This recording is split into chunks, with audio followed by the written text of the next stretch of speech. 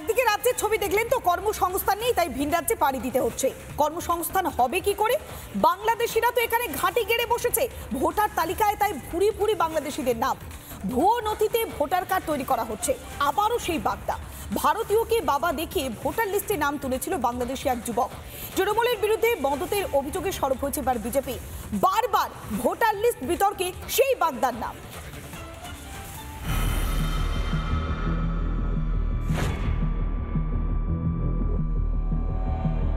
বাবা ভারতীয় কিন্তু ছেলে বাংলাদেশি। অবাক হচ্ছেন?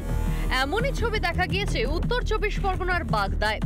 ভারতীয় নাগরিক আয়েব মণ্ডলকে বাবা দেখিয়ে সরকারি নথি তৈরি করেছেন বাংলাদেশির রকি মণ্ডল। তৈরি করেছেন আধার কার্ড, ভোটার লিস্টেও নাম তুলেছে।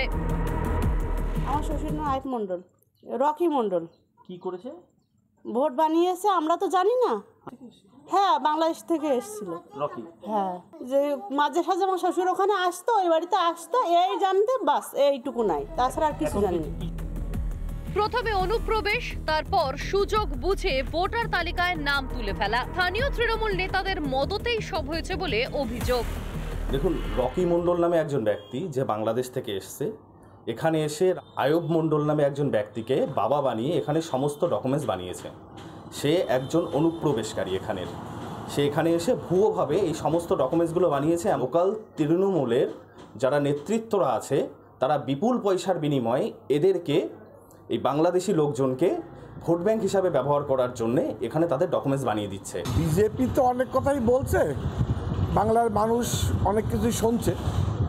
যখন বাঙালিদের বিভিন্ন রাজ্যে বাঙালিদের উপরে অত্যাচারিত হচ্ছে বাঙালি কথা বলাতে, হ্যাঁ, তখন বিজেপির এখানকার যারা নেতৃত্ব, শুভেন্দু অধিকারী বলেন, হ্যাঁ, এরা কিন্তু কোনো প্রতিবাদ করছে না।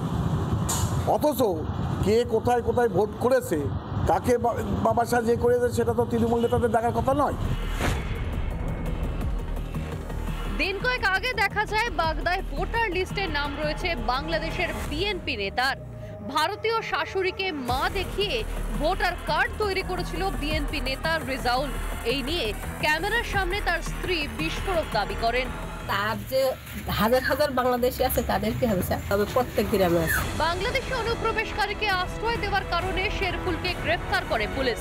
তার স্বামী বিএনপি নেতার খোঁজ মেলেনি, সে বাংলাদেশে পালিয়েছে। এদিকে আরেক অনুপ্রবেশকারী রকি মণ্ডলেরও খোঁজ নেই। সেও কি বাংলাদেশে গা ঢাকা দিল? কে তাকে মদত দিল?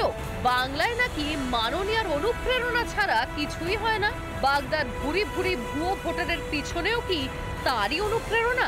বাগদা থেকে টিটপ বিশ্বাসের রিপোর্ট, রিপাবলিক বাংলা। নানা ধরনের কন্টেন্ট দেখার জন্য লাইক করুন, শেয়ার করুন আমাদের ফেসবুক পেজ, সাবস্ক্রাইব করুন আমাদের ইউটিউব চ্যানেল। পাশাপাশি অন্যান্য ব্রেকিং নিউজের জন্য অবশ্যই চোখ রাখুন রিপাবলিক বাংলায়।